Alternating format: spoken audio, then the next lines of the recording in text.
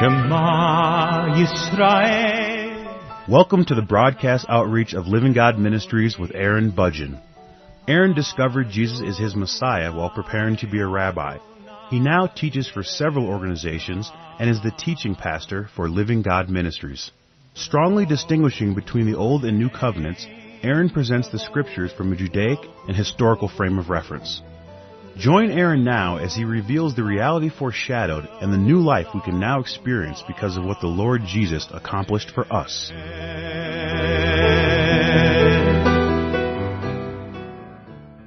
I'm presenting a series of programs on Romans chapter 13, and today's program is a continuation of the previous broadcast.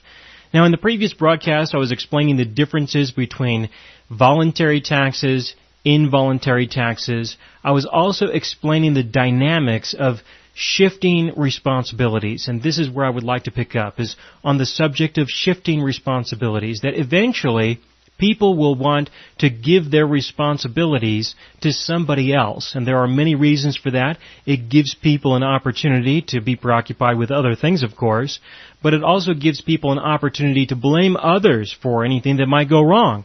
If they say, well, it's their responsibility, somebody else's responsibility besides mine, then they can say that it's not their personal fault. They can also say that if they were in charge, they would make different decisions that would have better outcomes, things like that. It is an opportunity for people to elevate themselves, to produce more pride within themselves. There is a religious motive behind giving responsibility to another individual to be in charge, to have authority.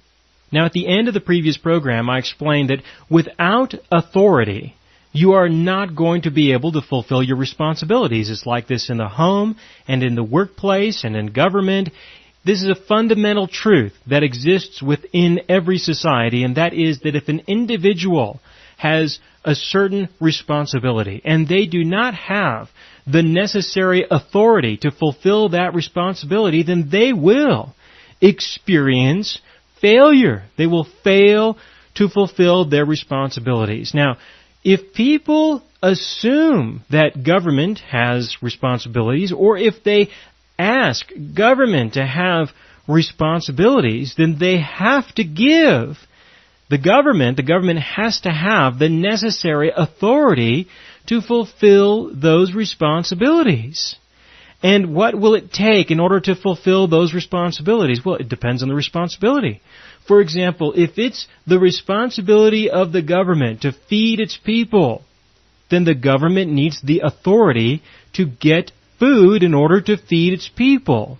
And where will they get this food from? Will they go out and grow it and then harvest it and then they'll give it to the people in general? No, this is not what happens. They find somebody else who has done the labor of growing the food and harvesting the food and maybe preparing some of the food, and then they take it from those people to give to the people who they are responsible to feed. This is how it works. There is no other way. If the government is responsible to ensure that people have a place to live, then they're going to need a tremendous amount of authority to enslave whoever they have to ensure that these people, these slaves, do whatever is necessary in order to provide these other people with a place to live. That's what I'm talking about, is that they have to have authority if you expect them to have responsibilities. So this is the situation, and that is that people have responsibilities and they have to decide what they are truly going to be responsible for. Now, I'm going to divide this up into two categories. I'm going to say that there are private responsibilities and there are public responsibilities. Now, there can be many public responsibilities that you would expect a government to have. For example, in general, people are looking for the government to provide leadership for national defense. They're looking to the government to provide a way of interacting and interfacing with other governments. There is value in having a government. There are responsibilities that they could legitimately have, and they could have legitimate authority in order to fulfill those responsibilities. I'm not going to talk about what those might be. That's not the purpose of this program. I'm just saying that those things may exist. But also, on a private level, there are responsibilities that you would expect people to have. For example, if an individual is responsible for themselves, then you would expect that they would provide themselves with whatever food they need to eat, with whatever clothing they need to wear, with a place to live, a place to get out of the rain, snow, or heat, whatever it may be. You would expect that if an individual is responsible for themselves, then they would be busy throughout their lives fulfilling their responsibilities. But unfortunately, there tends to be a shift of responsibility where people are looking for an easier way out. They're looking for a way to get other people to be responsible, to provide these things, so that perhaps an individual doesn't have to work as much or as hard or save as much as they would have to otherwise. So people will eventually shift responsibilities, the government will need an increase in authority, and there is no end to this until there is tyranny and slavery. That's the end. There will always be bondage in any governmental structure. It will always happen because the people will always decay in this kind of a direction. This is the history of humanity throughout the recorded history that we have at our disposal. How long does it take before a people have freedom, establish a legitimate government structure, and then it eventually falls? It could be 200-300 years. It's difficult to say. You take some time and go through the history books that I'm sure you have at your disposal, and you research these things and find out how long governments tend to survive before they collapse or they are replaced by another. And this is generally why. It's because the responsibilities that they are given by the people require them to have authority. And this authority eventually crushes the people. Now, what I mean by the people, of course, in this sense, is the private sector. You have the private sector and you have the public sector.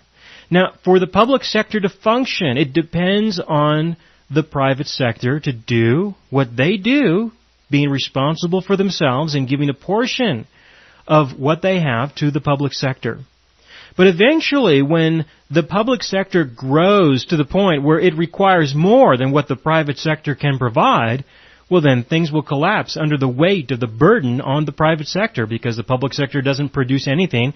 It only takes from part of the private sector and gives to another part of the private sector, minus a small commission, of course. That's how it works.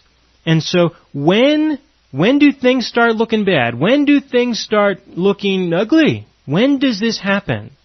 And when do we apply Romans chapter 13, or when do we not apply Romans chapter 13? Well, this is a very difficult question to answer, at least for me. I find it to be a very difficult question to answer. I have to say that I honestly do not know exactly when this transition happens. But I do know that it does generally happen, and I can get an approximation concerning when it happens. This is how I can get an approximation. Start with Romans chapter 13, verse 1. It says, "Every person is to be in subjection to the governing authorities, for there is no authority except from God, and those which exist are established by God." Well, that's true. The Lord our God has the authority to put people into power, to take them out of power.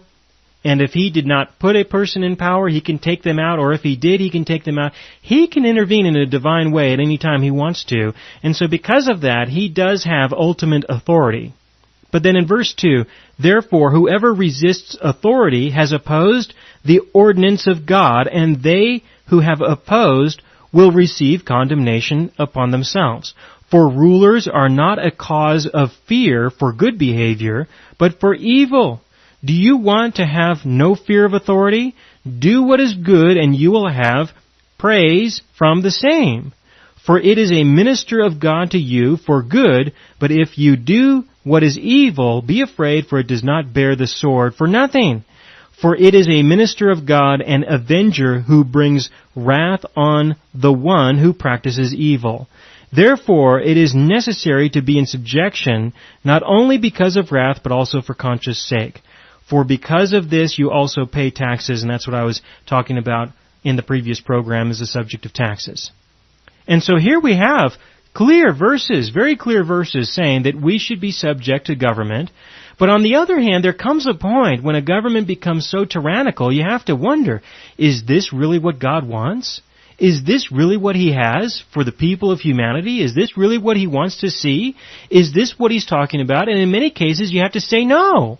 No, it just simply does not apply. When did that transition happen? Because governments don't normally start that way. When does that happen? Again, as I said earlier, I don't really know, but I can get an approximation concerning when that happens. Now, this happens generally when the people who are in the public sector eventually use their authority in a way that is inappropriate. When that happens, I of course don't know, and it's a very difficult thing to identify because we're talking about the people, not the government. You see, the government is nothing more than a collection of people. It's just people. There are people who go to their offices and work. There are people who go to the fields and they plow the field and they work the field. There are people who get on boats and transport things across the ocean. There are people who are doing things all the time. And there are people who go and they take money from other people, calling it taxes, and they give it to somebody else minus a small commission. And the commission is what they live on. But they are people nonetheless. And there may be legitimate purposes and reasons for taxation like that, but there may be illegitimate purposes and reasons as well. The people may function within the boundaries of the law using their authority appropriately, but they may function outside of the boundaries of the law using their authority inappropriately. And when does this happen? You never know, because it really depends on the individuals. It's all about the people. But this is what I want you to see. I want you to see this, is that there are people in the private sector who give their responsibilities to other people who are in the public sector, and eventually they have to transfer the necessary authority as well. And unfortunately, the size of the public sector gets to the point where it crushes the private sector, and there just isn't anything that can be done at that point. There's nothing that can be done. But the people in the public sector may misuse or abuse their authority, or they may pass laws, they may make decisions that even if the people say is okay, it's still not okay. And how can I say that it's not okay? It depends on what God has to say about it. Let me give you an example. If the people who work in your local government office, or maybe in a government office that's far away, if those people call you on the phone and tell you to go across the street and murder one of your neighbors, is that the right thing to do? I don't think so. I really don't. I think that that is the wrong thing to do. Or if they tell you to go across the street and go into your neighbor's house and take all of their wealth that you can find in that house, put it in one room, and then take half of it and put it on a truck or whatever and deliver it to those people who called you, who have the authority to tell you to do that, is it the right thing to do that? Is it right to murder people? Is it right to steal from people? Is that right? If I am a person who has the authority to pass a law that says that that's right, does that make it right? I don't think so. And so somewhere between the time when the people in the public sector are working to protect people's private property, to protect people's lives, somewhere between that time in history and the time in history when the people in the government begin murdering people and taking their property, there was definitely a change somewhere in between those two time periods. And that change would then be the point where that public sector, the people, the government of that public sector, no longer fit within what is described here in Romans chapter 13. Because if the people in the government are telling you to murder people, then how can they be ministers of God? Or if they are telling you to steal from people, then how can they be ministers of God? How can that be the case? Again, beginning in Romans chapter 13, verse 1, it says, "Every person is to be in subjection to the governing authorities, for there is no authority except from God, and those which exist are established by God. Well, you would expect that they would then be in subjection to God, and if they are, then they would not be doing things that are obviously against the laws that He has provided for us. In verse 2, therefore, whoever resists authority has opposed the ordinance of God. Well, if the authorities are executing the ordinance of God, then of course. But if the ordinances that they establish are contrary to the law of God, well, then that's something totally different. That's not what he's talking about. If they pass a law saying that you need to go steal from people and give them a percentage of what you take, if that's the ordinance that people declare, well, then they're no longer within the boundaries that are defined in verse 2. In verse 3, for rulers are not a cause of fear for good behavior. Well, how do you know? And what is this good behavior? How do we define good behavior? I mean, if you believe that it is okay, that it is reasonable to speak freely, if you think that it's good behavior to speak freely, to freely express what's in your heart, regardless of whether somebody likes it or doesn't like it, if you believe that it's good to allow people the freedom to say whatever is on their heart, to believe whatever they want to believe and express that, whether it's religion or laws or whatever it may be, if you believe that, but the people in the public sector decided otherwise, well then they have just declared that good behavior is evil behavior, right? And so they are escaping the boundaries of what is described here. They are no longer within the intent of this verse. If the government tells you to steal things from people or murder people, then why would they punish you if you do not? What if somebody attempts to harm you, somebody in the private sector, they attempt to harm you, and you defend yourself in whatever way you can? What happens if you do it in a way that they say is inappropriate? Are they saying that it is bad behavior for you to protect yourself from somebody else? You should let them hurt you. And if you don't let them hurt you, then you are evil and you need to be afraid. Let me ask you something. Do you fear your government, the people in your government, do you fear them if you protect yourself from somebody else trying to hurt you? If you are afraid of them, then chances are they don't fit in this category. If somebody comes into your dwelling place for the purpose of murdering you or stealing from you, and you cannot use whatever means physically possible to protect yourself, if you can't do that, because if you do, then the government is going to come and punish you, then I don't think they fit within the boundaries of verse 3 anymore. They are calling good evil and evil good. That's what they're doing. That's what the people are doing. Continuing into verse 3, do you want to have no fear of authority? Do what is good, and you will have praise from the same. For it is a minister of God to you for good. But if you do what is evil, be afraid, for it does not bear the sword for nothing, for it is a minister of God, an avenger who brings wrath on the one who practices evil. Well, what happens when there are people who obviously practice evil by stealing, by murdering? I'm just using these two as examples because they tend to be quite popular when civilizations are in decline. I'm just picking on those two, but you can pick on any law of God, for example, in order to address this. But what happens when they start calling evil good and good evil? Then they are no longer within the boundaries of these verses. They are the total opposite. In verse 5, therefore it is necessary to be in subjection not only because of wrath, but also for conscience sake. Well, of course, if you are violating the law of God, if you are violating people, if this is true, then of course you should have a problem with your conscience. And if you don't have a problem with your conscience, then you have some deeper issues than you realize.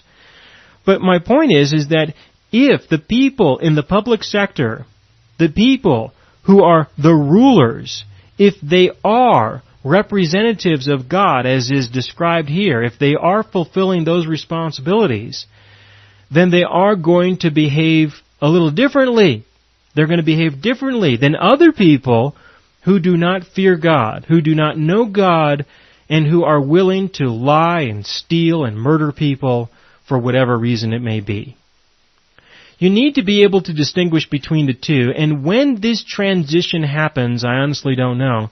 Because, again, it's a personal matter. It's a situation where if you have hundreds of thousands of people in the public sector and only 5,000 people are doing things that are inappropriate, you might find it difficult to identify that this transition has started to happen. But once there are half the people in the public sector who are behaving inappropriately, who are using their authority in a way that they shouldn't use their authority, when half of the people are violating the law of God by establishing other laws that are contrary to the law of God, when that happens, it becomes a little bit easier to notice. But when the majority of the people in the public sector are misusing the authority that was given to them, then it can become obvious that Paul is not talking about these people at all. He's talking about other people.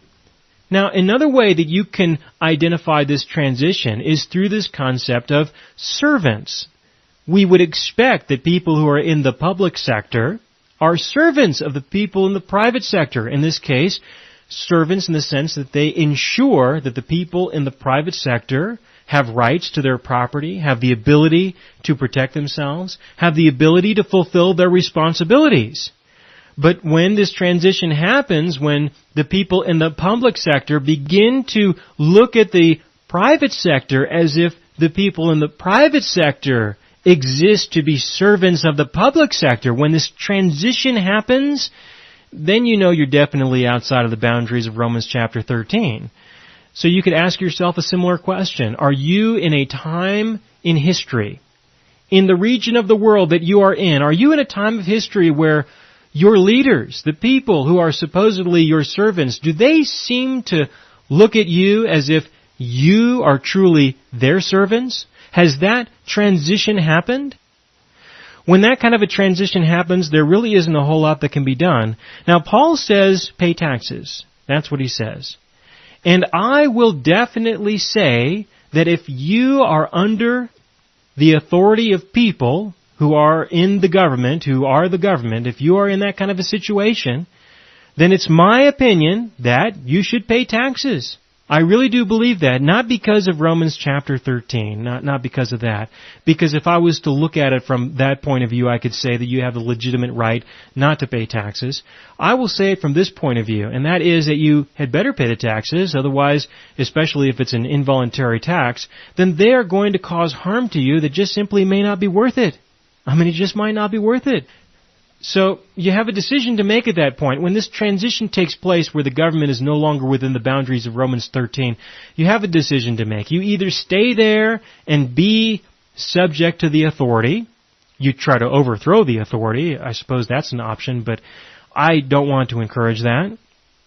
So you either stay there and be subject to the authority, or you go somewhere else. You leave. That's it. Those are your options. Because if you try to stay and not be subject to the authority, well, then you're going to experience significant consequences that will most certainly reduce your ability to do much of anything after that, whether it be for the Lord or not. So this is the issue. You either subject yourself to the government that you are under, or you go find another one to be subject to. That's it. Those are your only two real options. And I certainly can't give you any suggestions concerning where you might go or who might be better than somebody else. But when you have a planet filled with many different governments, this does provide an opportunity for competition. The governments can compete with each other. And there are some good people who really want to have their own personal responsibilities. They really want to be responsible for themselves. And I believe that you will find some places, some governments, some people who are willing to allow you to have the freedom to assume those responsibilities, and that there are others who won't allow you to have the freedom to fulfill your personal responsibilities. And so you're just going to have to go and find some place that you feel comfortable in, that you can function in, so that you can fulfill your own personal responsibilities. You have to be responsible for yourself and for those who are depending on you. If there are people who are depending on you, then you have to make these kinds of decisions sometimes to just go. And there are governments who want people who are responsible for themselves, and they will provide you, probably, with incentives to make a move so that you can go and pay taxes to them as opposed to paying taxes to somebody else. But again, the issue is that you need to have people who will help you in the sense that they will protect you, protect your rights and your freedoms and your responsibilities, and who will be there to help you in the event that somebody tries to violate those. You need people in positions of authority in a government of some kind, and they need the resources to fulfill their obligations, and that's because we live in a fallen world. And in order to maintain civilization and order, it's necessary for these things to exist. But when the people who have positions of authority go outside of the boundaries that God has established, they go outside by using their authority in a way that is definitely contrary to what our God has declared concerning what is good and evil. When that happens, then I don't believe Romans chapter 13 was written about those kinds of people. But even though it wasn't written about those kinds of people, it was still written for other kinds of people. And it is quite likely that you'll be able to find those other people in some other place, somewhere else, and they will allow you to live honorably, with integrity, righteously, not robbing, not stealing, not murdering, not violating other people, not enslaving other people. I do believe that we will always have somewhere where we can go in this world where we can be at peace with those who are around us. And I will continue in the next broadcast.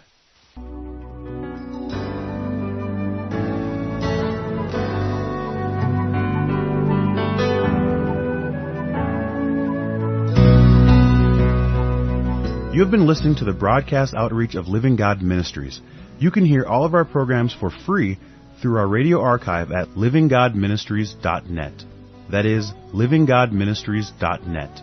Do help us develop new radio programs and continue broadcasting on this and other radio stations. Send your contributions to Living God Ministries, P.O. Box 38353, Colorado Springs, Colorado 80937, or use the donation link on our website, livinggodministries.net. That is, livinggodministries.net.